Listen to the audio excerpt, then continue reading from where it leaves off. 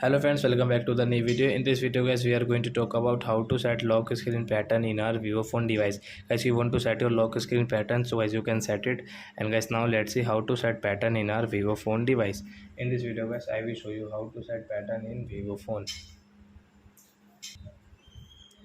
So friends, now let's see how to set pattern in our vivo phone. Guys, first of all, open your phone setting to set your pattern. Then guys, scroll it and guys, click on your security setting like this. And guys, scroll and guys, you can see your screen lock. So guys, tap here. Guys, click on pattern. So I draw and unlock pattern. So we will draw any pattern, and guys, you will have to drag us 4 dots. Guys, you can see guys, if you take these 3 dots, cannot at least 4 dots, try again.